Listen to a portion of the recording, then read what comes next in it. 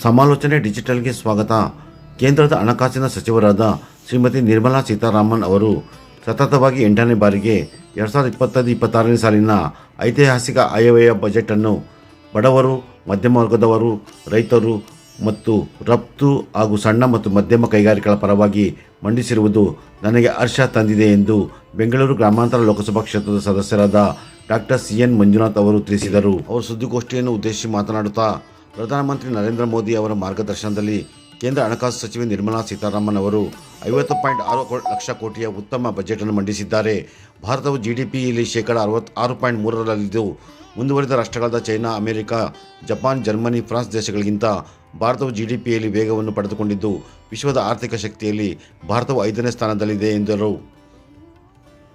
ರಾಮನಗರ ಜಿಲ್ಲೆ ಚನ್ನಪಟ್ಟಣ ಮತ್ತು ರಾಮನಗರ ರೈಲ್ವೆ ಸ್ಟೇಷನ್ಗಳ ಉನ್ನತೀಕರಣಕ್ಕೆ 51 ಕೋಟಿ ರುಗಳ ಅನುದಾನ ಬಜೆಟ್ನಲ್ಲಿ ಘೋಷಣೆಯಾಗಿದೆ.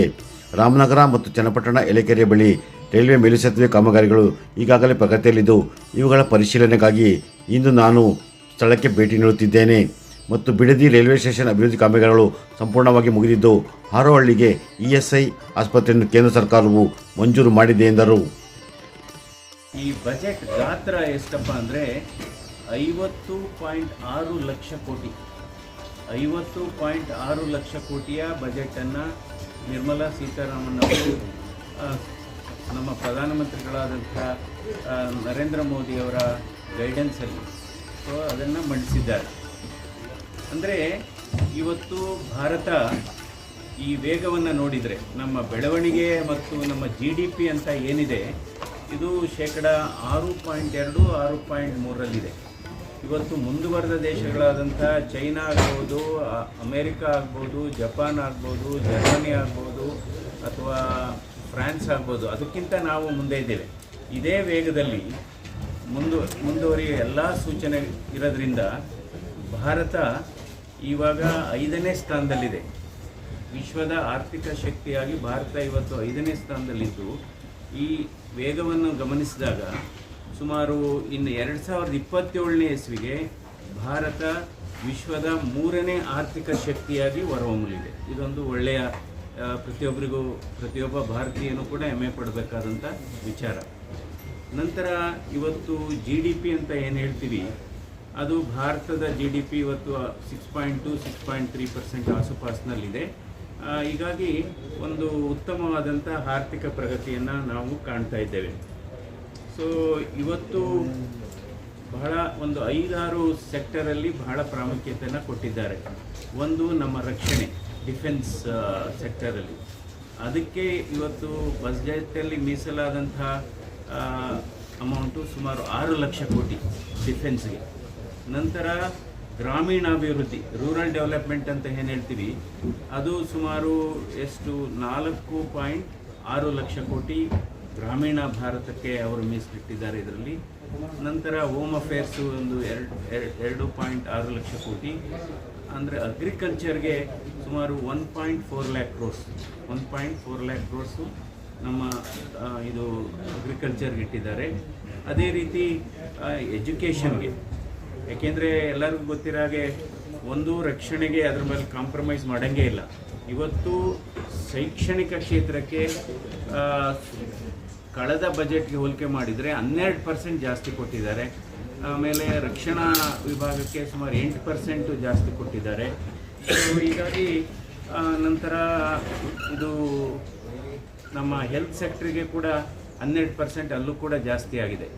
ಸೊ ಅಲ್ಲಿಗೆ ಆರೋಗ್ಯ, ಶಿಕ್ಷಣ, ರಕ್ಷಣೆ, ಕೃಷಿ ಮತ್ತು ಭದ್ರತೆ ಈ ವಿಭಾಗಕ್ಕೆ ಹೆಚ್ಚಿಗೆ ಕೊಟ್ಟಿದ್ದಾರೆ. ಜೊತೆಗೆ ಇವತ್ತು ಮೊದಲನೇ ಒಂದು ಆತ್ಮನಿರ್ಭರ್ ಯೋಜನೆಯಡಿ ಈ ಬೇಳೆಗಳಿಗೆ ನಾವು ಏನು ಹೇಳ್ತೀವಿ ಪಲ್ಸಸ್ ಅಂತ ಹೇಳ್ತೀವಿ, ಅದಕ್ಕೆ ಹೆಚ್ಚು ಇವತ್ತು ನೋಡ್ಬೋದು. ಇವತ್ತು ತೊಗರಿಬೇಳೆ ಆಗ್ಬೋದು, ಅವರೆಬೇಳೆ ಆಗ್ಬೋದು ಅಥವಾ ಮಸೂರು, ಇದೆಲ್ಲ ಅದಕ್ಕೆ ಹೆಚ್ಚು ಒತ್ತನ್ನು ಕೊಟ್ಟಿದ್ದಾರೆ.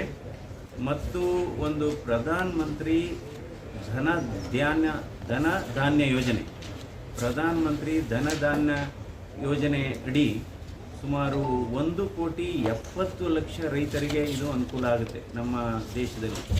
ಅಂದರೆ ಉತ್ತಮ ತಳಿ, ಅಂದರೆ ಏನು ಹೇಳ್ತೀವಿ ಇಳುವರಿನೂ ಚೆನ್ನಾಗಿರಬೇಕು, ಅದು ಕಾಯಿಲೆನೂ ಬರಬಾರ್ದು. ಸೊ ಅಂಥ ಯೋಜನೆಯನ್ನು ಒಂದು ಯೋಚಿಸಿದ್ದಾರೆ. ಇನ್ನೊಂದು ಪ್ರಧಾನ ಮಂತ್ರಿ ಕಿಸಾನ್ ಸಮ್ಮಾನ್ ಯೋಜನೆ ನಿಮಗೆಲ್ಲ ಗೊತ್ತಿದೆ. ಇದರಲ್ಲಿ ಸುಮಾರು ನಮ್ಮ ರೈತರಿಗೆ ನೇರವಾಗಿ 6,000 ರೂಪಾಯಿ ಬರ್ತಾಯಿದೆ. ಪ್ರಧಾನ ಮಂತ್ರಿ ಕಿಸಾನ್ ಸಮ್ಮಾನ್ ಯೋಜನೆ ನೇರವಾಗಿ 6,000 ರೂಪಾಯಿ ಒಂದು ವರ್ಷಕ್ಕೆ ಬರ್ತಾಯಿದೆ. ಅಂದರೆ ಹಿಂದೆ BJP ಸರ್ಕಾರ ಇದ್ದಂಥ ಸಂದರ್ಭದಲ್ಲಿ ಇದ್ರ ಜೊತೆಗೆ ರಾಜ್ಯ ಸರ್ಕಾರದ ಪಾಲಾದ 4,000 ರೂಪಾಯಿನೂ ಕೊಡ್ತಾಯಿದ್ರು. 6 ಕೇಂದ್ರ ಸರ್ಕಾರ, 4,000 ರಾಜ್ಯ ಸರ್ಕಾರ, ಒಟ್ಟು 10,000 ಬರ್ತಾಯಿತ್ತು. ಈಗ ಈ ರಾಜ್ಯ ಸರ್ಕಾರ ಅದು ಕೊಡ್ತಾ ಇಲ್ಲ, ಅಲ್ಲಿಗೆ ಬರೀ ಕೇಂದ್ರ ಸರ್ಕಾರದ 6,000 ರೂಪಾಯಿ ಮಾತ್ರ ಬರ್ತಾಯಿದೆ. ಸೊ ನಾವು ಇದ್ರ ಬಗ್ಗೆ ನಮ್ಮ ರಾಮನಗರ ಜಿಲ್ಲೆಗೆ ಎಷ್ಟು ಬಂದಿದೆ ಅನ್ನೋದು ಒಂದು ಮಾಹಿತಿ ಹೇಳೋದಾದರೆ, ರಾಮನಗರ ಜಿಲ್ಲೆಗೆ ಅಂದರೆ ಪ್ರಧಾನ ಮಂತ್ರಿ ಕಿಸಾನ್ ಸಮ್ಮಾನ್ ಯೋಜನೆಯಡಿ ಇದು ಪ್ರಾರಂಭ ಆದಮೇಲೆ ಸುಮಾರು ಪ್ರಧಾನ ಮಂತ್ರಿ ಕಿಸಾನ್ ಸಮ್ಮಾನ್ 356 ಕೋಟಿ 1 ಲಕ್ಷ ರೈತರಿಗೆ ರಾಮನಗರ ಜಿಲ್ಲೆಗೆ ಬಂದಿದೆ. 1 ಲಕ್ಷ ರೈತರಿಗೆ ರಾಮನಗರ ಜಿಲ್ಲೆಗೆ ಪ್ರಧಾನ ಮಂತ್ರಿ ಕಿಸಾನ್ ಸಮ್ಮಾನ್ ಯೋಜನೆಯಡಿ 356 ಕೋಟಿ ಇದುವರೆಗೆ ವಿತರಣೆಯಾಗಿದೆ. ಇದೊಂದು ಮಾಹಿತಿಗೆ ಹೇಳ್ತಾ ಇದ್ದೀನಿ. ನಂತರ ಕಿಸಾನ್ ಕ್ರೆಡಿಟ್ ಕಾರ್ಡ್ ಅಂತ ಇದೆ. ಯೂರಿಯಾ ಅನ್ನೋದೇನಿದೆ, ನಾವು ಆ್ಯಕ್ಚುಲಿ ಅದನ್ನು ಆಮದು ಮಾಡ್ಕೊತಾ ಇದ್ದೀವಿ ಜಾಸ್ತಿ. ಅದಕ್ಕೋಸ್ಕರ ಒಂದು ಅಸ್ಸಾಮಲ್ಲಿ ಒಂದು ದೊಡ್ಡ ಪ್ರತಿ ವರ್ಷ 22 ಲಕ್ಷ ಟನ್ ಉತ್ಪಾದಿಸುವಂಥ ಒಂದು ಯೂರಿಯಾ ಫ್ಯಾಕ್ಟ್ರಿಯನ್ನು ತೆಗಿತಾ ಇದ್ದಾರೆ ಅದರ ಬಜೆಟಲ್ಲಿ. ಇವತ್ತು ಇಂದಿನ UPA ಸರ್ಕಾರ 2004ರಿಂದ 2014 ತನಕ ಆ 10 ವರ್ಷದಲ್ಲಿ ನಮ್ಮ ರಾಜ್ಯಕ್ಕೆ ಬಂದಂಥ ಕೇಂದ್ರ ಸರ್ಕಾರದ ಅನುದಾನ ರೈಲ್ವೇಸ್ಗೆ 835 ಕೋಟಿ. ನರೇಂದ್ರ ಮೋದಿಯವರು ಬಂದಂಥ ನಂತರ 10 ವರ್ಷದಲ್ಲಿ ನಮ್ಮ ರಾಜ್ಯಕ್ಕೆ ಬಂದಂಥ ಕೇಂದ್ರ ಸರ್ಕಾರದ ಅನುದಾನ ರೈಲ್ವೇಸ್ಗೆ 7,564 ಕೋಟಿ, 9 ಪಟ್ಟು ಜಾಸ್ತಿ. ಅದು ಹಿಂದೆ ಎಲ್ಲ 10 ವರ್ಷದಲ್ಲಿ 850 ಕೋಟಿ ಇತ್ತು. ಈಗ ಈ 10 ವರ್ಷದಲ್ಲಿ ಸುಮಾರು 7,564 ಕೋಟಿ, 9 ಪಟ್ಟು ಹೆಚ್ಚಾಗಿದೆ. ಮತ್ತು ಸುಮಾರು 1,764 ಕಿಲೋಮೀಟ್ರು ಹೊಸ ರೈಲ್ವೆ ಟ್ರ್ಯಾಕು ಹಾಕಿದ್ದಾರೆ. ಅದು ಹೇಳದೇ ಆದರೆ ಶ್ರೀಲಂಕಾದ ಎಂಟೈರ್ ಶ್ರೀಲಂಕಾ ದೇಶದ ನೆಟ್ವರ್ಕ್ ಏನಿದೆ, ರೈಲ್ವೆ ನೆಟ್ವರ್ಕು, ಅದು ನಮ್ಮ ರಾಜ್ಯದಲ್ಲಿ ಅಷ್ಟು ಉದ್ದದ್ದು ಇಲ್ಲಾಗಿದೆ. ನಂತರ ಸುಮಾರು 640 ಲೆವೆಲ್ ಕ್ರಾಸಿಂಗ್ ರೈಲ್ವೆ ಅಂದರೆ ಫ್ಲೈಓವರ್ಸ್ ಆಗಿದೆ. ಇನ್ನೂ ಆಗಬೇಕು, ಇನ್ನೂ ಸುಮಾರು ಆಗಬೇಕಾಗಿದೆ.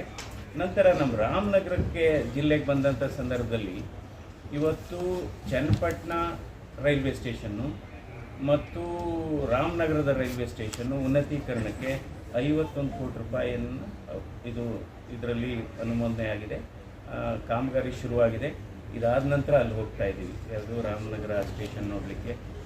ನಂತರ ಇನ್ನೊಂದು ಎಲ್ಲಿಕೆರೆ ಓವರ್ ಬ್ರಿಡ್ಜ್, ಅದು ಬಹುಶಃ ಇನ್ನೊಂದು 2 ತಿಂಗಳಲ್ಲಿ ಆಗ್ಬೋದು ಅಂತ ನನಗೆ ಹೇಳಿದ್ದಾರೆ. ನಂತರ ಈ ಬಿಡದಿ ರೈಲ್ವೆ ಸ್ಟೇಷನ್ನ ಅಪ್ಗ್ರೇಡೇಷನ್ಗೆ ನಾವು ಪ್ರಸ್ತಾವನೆ ಸಲ್ಲಿಸಿದ್ದೀವಿ. ಅದು ಇನ್ನೂ ಅಪ್ರೂವ್ ಆಗಿಲ್ಲ, ಬಿಡದಿ ರೈಲ್ವೆ ಸ್ಟೇಷನ್ದು. ಅದಾಗುತ್ತೆ, ಅದೇನು 100% ಆಗುತ್ತೆ ಅಂತ ಹೇಳಿದ್ದಾರೆ ರೈಲ್ವೆ ಸಚಿವರುಗಳು. ಸೊ ಹೀಗಾಗಿ ಇವತ್ತು ನಮ್ಮ ಕರ್ನಾಟಕದಲ್ಲಿ 61 ಇದು ಮಿಡ್ಲ್ ಕ್ಲಾಸ್ ಬಜೆಟ್ ಅಂತ ಯಾಕೆ ಹೇಳ್ತೀವಿ ಅಂದರೆ, ಈಗ ಅಪ್ ಟು 12 ಲಕ್ಷ ತೆರಿಗೆ ಇಲ್ಲ, ಅಪ್ ಟು 12 ಲಕ್ಷ ತೆರಿಗೆ ಇಲ್ಲ. ನಂತರ ಇದರಿಂದ ಎಷ್ಟು ಉಳಿತಾಯ ಆಗುತ್ತೆ ನಮ್ಮ ಮಧ್ಯಮ ವರ್ಗದ ಜನರಿಗೆ ಅಥವಾ ಸ್ಯಾಲ್ರಿಡ್ ಕ್ಲಾಸ್ ಅಂತ ಹೇಳ್ತೀವಿ, ಈ ಸಂಬಳ ತೆಗೆದುಕೊಳ್ಳೋರಿಗೆ ಅಂದರೆ ಸುಮಾರು 80,000 ಕೋಟಿ ಉಳಿತಾಯ ಆಗುತ್ತೆ. ಅದು ಮಾರ್ಕೆಟಿಗೆ ಬರುತ್ತೆ. ಈಗ ನನಗೆ 1 ಲಕ್ಷ ಉಳಿತು ಟ್ಯಾಕ್ಸ್ ಕಟ್ಟೋದು, ಅದನ್ನು ನಾವು ಖರ್ಚು ಮಾಡ್ತೀವಿ, ಮಾರ್ಕೆಟಲ್ಲಿ ಅಂಗಡಿಗೆ ಹೋಗ್ತೀವಿ, ಅದು ಖರೀದಿಸ್ತೀವಿ, ಇದು ಪರ್ಚೇಸ್ ಮಾಡ್ತೀವಿ. ಅದರಿಂದ ಮಾರ್ಕೆಟ್ಗೆ ಹಣ ಸುಮಾರು 80,000 ಕೋಟಿ ಬರುತ್ತೆ. ಪಂಗಡದ ಹೆಣ್ಣುಮಕ್ಕಳಿಗೆ, ಹೆಂಗಸರಿಗೆ ಒಂದು ಉತ್ತಮವಾದಂಥ ಇದು ಆರ್ಥಿಕ ಸಬಲೀಕರಣ ಮಾಡುವ ದೃಷ್ಟಿಯಿಂದ ಒಂದು ಹೊಸ ಸ್ಕೀಮ್ ಲಾಂಚ್ ಮಾಡಿದ್ದಾರೆ. ಇದರಲ್ಲಿ 5 ಲಕ್ಷ ಪರಿಶಿಷ್ಟ ಜಾತಿ ಮತ್ತು ಪರಿಶಿಷ್ಟ ಪಂಗಡದ ಹೆಣ್ಣುಮಕ್ಕಳಿಗೆ ಏನಾದರೂ ಅವರೇ ಸ್ವಂತ ಏನಾದರೂ ಉದ್ಯೋಗ ಕಲ್ಪಿಸಬೇಕು ಅಥವಾ ಯಾವುದಾದ್ರೂ ಒಂದು ಉದ್ಯಮ ಸ್ಥಾಪನೆ ಮಾಡಬೇಕು ಅನ್ನೋ ದೃಷ್ಟಿಯಿಂದ ಅಪ್ ಟು 2 ಕೋಟಿ ತನಕ ಅವರಿಗೆ ಲೋನು ಕ್ರೆಡಿಟು ಮಾಡತಕ್ಕಂಥ ವಿಚಾರವನ್ನು ಅವರು ಕೊಟ್ಟಿದ್ದಾರೆ. ಮತ್ತು ಇನ್ನೊಂದು ಸಮಗ್ರ ಸರ್ವಾಂಗೀಣ ಅಭಿವೃದ್ಧಿಯ ಬಜೆಟ್ ಆಗಿ ಸರ್ ಭಾಳ ಪ್ರಮುಖವಾಗಿ ಇಲ್ಲ, ಈಗೇನಾಗಿದೆ ಅದೆಲ್ಲ ಬೇರೆ ಬೇರೆ ಹಂತದಲ್ಲಿದೆ. ಇವಾಗ ಮೇಕೆದಾಟದು ಒಂದು ವಿಚಾರ ಅಂದರೆ ಇವಾಗ ಪ್ರಧಾನಮಂತ್ರಿಯವರು ಇವತ್ತು ಈ ನದಿ ಜೋಡಣೆ ಬಗ್ಗೆ ಬಹಳ ಮುತುವರ್ಜಿ ವಹಿಸಿದ್ದಾರೆ. ಒಂದು ಮಧ್ಯಪ್ರದೇಶ ಟು ಉತ್ತರ ಪ್ರದೇಶಲ್ಲಿ ಯಾವುದು ಬೆಟ್ವಾ ಆ್ಯಂಡ್ ಕೆನ್ ಅಂತ ಒಂದು ನದಿ ಬರುತ್ತೆ, ಆ ನದಿ ಜೋಡಣೆ ಮಾಡ್ತಾ ಇದ್ದಾರೆ. ಅದು ಎಷ್ಟು 40,000 ಕೋಟಿ ವೆಚ್ಚದಲ್ಲಿ ಸುಮಾರು 10 ಲಕ್ಷ ಹೆಕ್ಟರು ನೀರಾವರಿ ಆಗುತ್ತೆ. ಸೊ ನದಿ ಜೋಡಣೆಗಿದಾಗುತ್ತೆ. ಇವಾಗಲೂ ಕೂಡ ಅಷ್ಟೇ, ಇದ್ರ ಬಗ್ಗೆ ನಾವು ಕೂಡ ಗಮನ ತಂದಿದ್ದೇವೆ. ಯಾಕೆಂದರೆ ನಮ್ಮ ರಾಜ್ಯಕ್ಕೂ ಕೂಡ ಇವತ್ತು ಹಿಂದೆ ದೇವೇಗೌಡರು ಪ್ರಧಾನಮಂತ್ರಿ ಆದಂಥ ಸಂದರ್ಭದಲ್ಲಿ ಇವತ್ತೇನಾದರೂ ಅಪ್ಪರ್ ಕೃಷ್ಣ ಇವತ್ತು ಈ ಮಟ್ಟಕ್ಕೆ ಒಂದು ಆಕ್ಸಿಲರೇಟೆಡ್ ಇರಿಗೇಷನ್ ಸ್ಕೀಮ್ ಅಂತ ಹುಟ್ಟಾಕಿದ್ರು.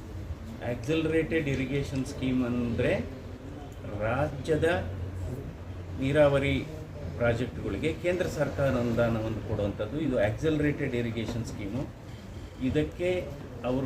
ಅದಕ್ಕೆ ಈ ರೀತಿ ಸ್ಕೀಮೇ ಇರಲಿಲ್ಲ. ದೇವೇಗೌಡರು ಪ್ರಧಾನಮಂತ್ರಿ ಆದಂಥ ಸಂದರ್ಭದಲ್ಲಿ ಆಕ್ಸಿಲರೇಟೆಡ್ ಇರಿಗೇಷನ್ ಸ್ಕೀಮ್ ಹುಟ್ಟಾಕಿದ್ರು. ಇದುವರೆಗೆ ಅಪ್ಪರ್ ಕೃಷ್ಣಾಗೆ 18,000 ಕೋಟಿ ಹೊರಗೆ ಬಂದಿದೆ ಈ ಸ್ಕೀಮ್. ಸೊ ಅದರಿಂದ ಇವತ್ತು ಅಂದರೆ ಈ ಕೆಲವು ನೀರಾವರಿ ಯೋಜನೆಗಳನ್ನು ಇನ್ನೂ ಕೂಡ ಕೇಂದ್ರ ಸರ್ಕಾರ ಮಾಡುವ ಹಂತದಲ್ಲಿದೆ. ನಮ್ಗೆ ಒಂದು ಆಶಾಭಾವನೆ ಇದೆ, ಅದು ಮುಂದಿನ ದಿನಗಳಲ್ಲಿ ಆಗುತ್ತೆ. ವಿಡಿಯೋ ಇಷ್ಟವಾಗಿದ್ದರೆ ಲೈಕ್, ಶೇರ್ ಮತ್ತು ಸಬ್ಸ್ಕ್ರೈಬ್ ಮಾಡಿರಿ. ವಂದನೆಗಳೊಂದಿಗೆ